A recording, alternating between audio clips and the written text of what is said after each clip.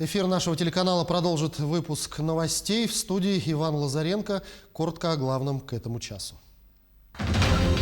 Большая стройка близится к завершению. Очередные новоселы получили ключи от новых домов взамен сгоревших в Бяскёле горного района. Повышение уровня воды на реке Лени ожидается в ближайшее время. Международный день почты отмечают 9 октября. В Якутске планируют установить новый рекорд Гиннесса.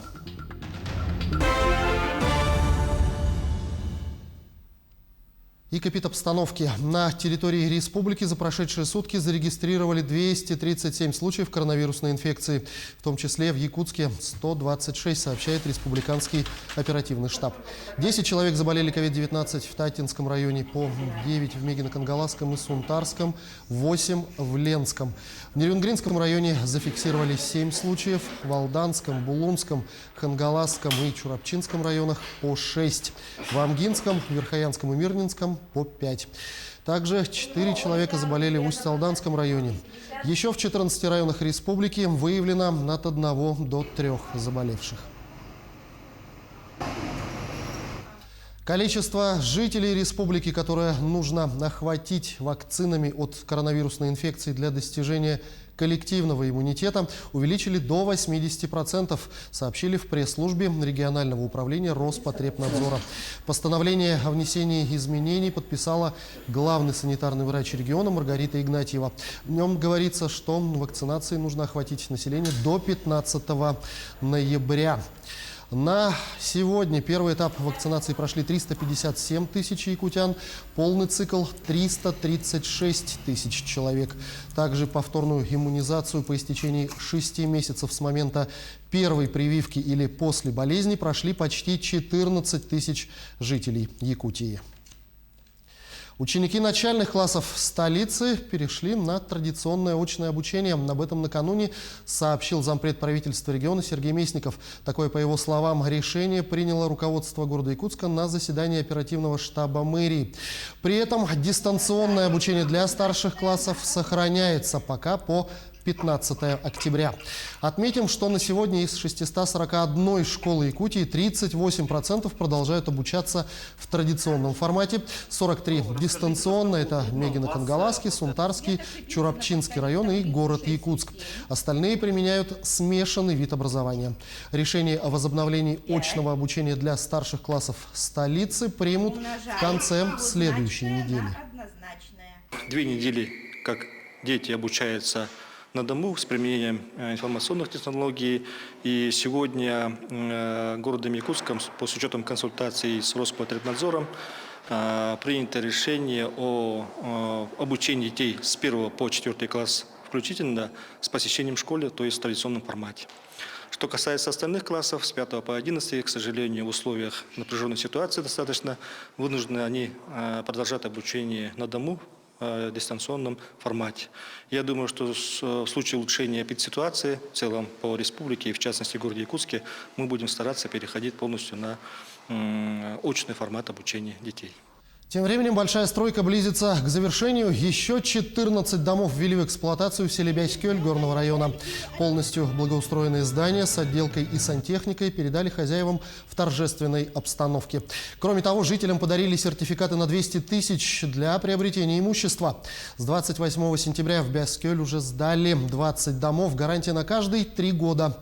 На территории подворий восстановлено 8 коровников. По линии Минсельхоза начнется возмещение утраченного скота.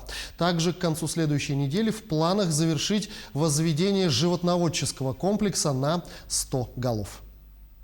Но на сегодняшний день от имени главы Республики Саха-Якутия вручается каждой семье, каждому новоселу сертификат на 200 тысяч рублей для того, чтобы они могли уже начать обустраивать свои квартиры мебелью, бытовой техникой.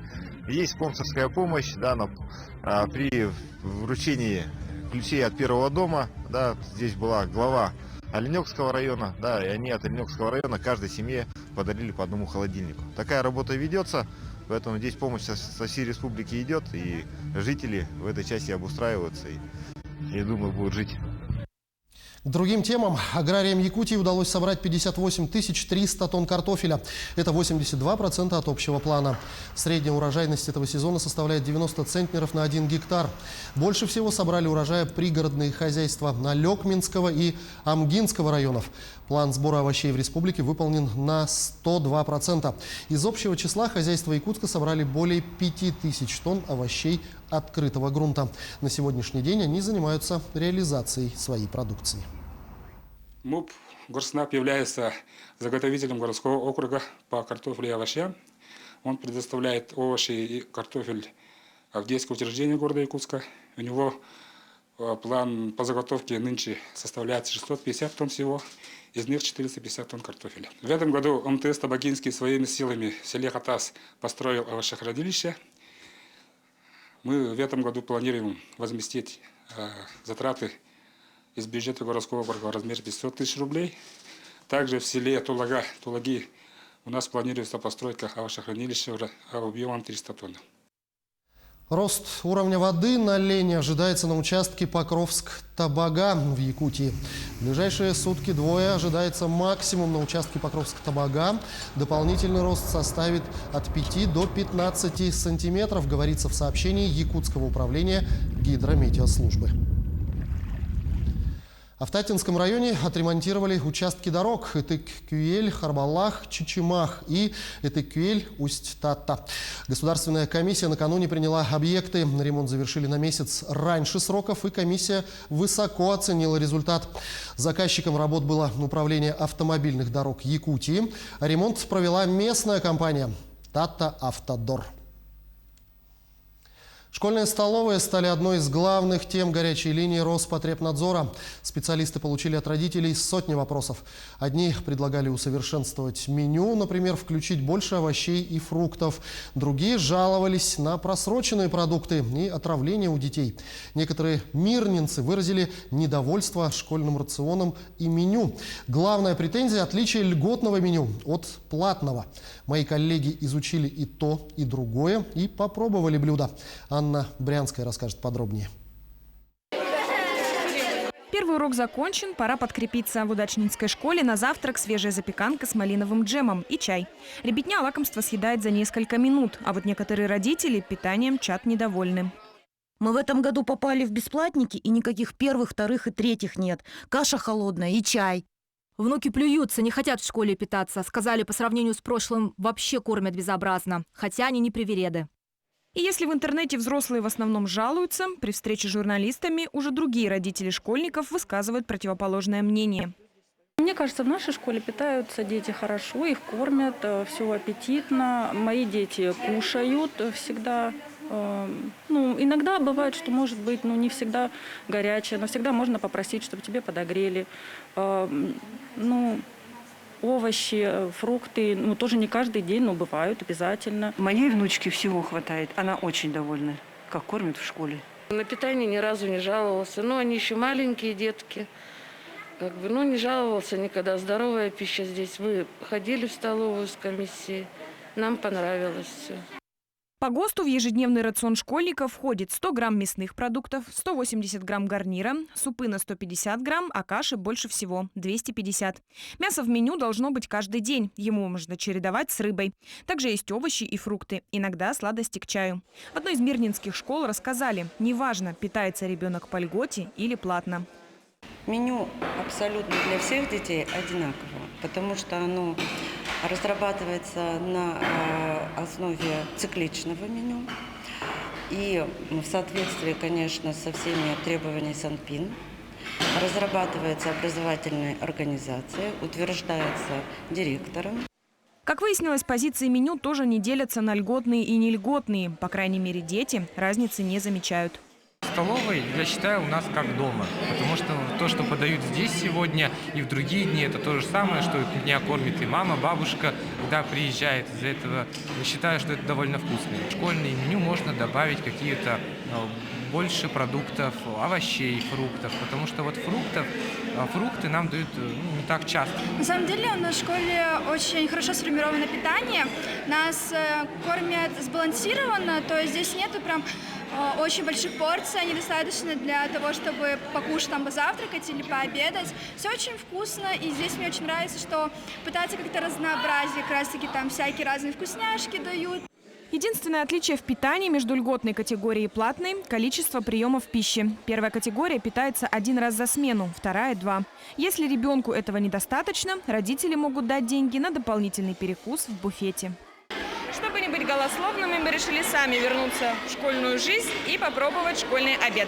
Сегодня здесь гороховый суп, на гарнир рис с овощами, куриная котлета, помидор, есть даже запеканка со сгущенкой и морс. Порции достаточно большие, подаются горячими. На первом блюде мы почувствовали насыщение. В супе достаточно мяса, рис рассыпчатый. По специям тоже всего хватило. Запеканка не входит в обед, но мы ее взяли. Вполне вкусный, плотный завтрак на наш неизбалованный взгляд. Проверить, чем питается ваш ребенок, можете вы сами. Запросить информацию можно у классного руководителя. Анна Брянская, Александр Еремин, телеканал «Алмазный край». Всемирный день почты ежегодно отмечают 9 октября по всему миру. В Якутске в эту дату отметили флешмобом, посвященной самого протяженного в мире почтового маршрута Великой Северной экспедиции. На территории исторического парка «Россия. Моя история» открылось мобильное почтовое отделение. Организаторы презентовали серию открыток «Наука и технологии в Якутии», посвященных судьбам знаменитых исследователей нашего края, таких как Витус Беринг, например, а также научным разработкам Института мерзлотоведения, Института физико-технических проблем Севера и Института проблем нефти и газа. Открытки выпущены ограниченным тиражом, всего 500 штук. Эти открытки останутся в таком количестве, потому что все-таки интереснее, когда они становятся раритетной редкостью. А во-вторых, у нас же на подходе еще 9 открыток серии «Наука» в Якутии. Там будет и семья Черских, и алмазники, и Билибин со своим золотом. Там будет обязательно сейчас 4-я открытка будет посвящена космофизикам. Это Шафер, Красильников, Крымский, Ариан Кузьмин. Да, то есть мне просто руки чешутся вот это все сделать. Президент России Владимир Путин поручил обеспечить подготовку и проведение 7-х международных спортивных игр «Дети Азии» во Владивостоке в следующем году. Доклад по данному вопросу президент ожидает до 10 декабря текущего года и до 20 сентября следующего. Напомню, международные спортивные игры «Дети Азии» учреждены и впервые проведены в Якутии в 1996 году в честь столетия современного олимпийского движения. Соревнования проходят летом каждые 4 года и включают более 20 видов спорта. Это единственный проект в России, находящийся под патронатом Международного олимпийского комитета и ЮНЕСКО.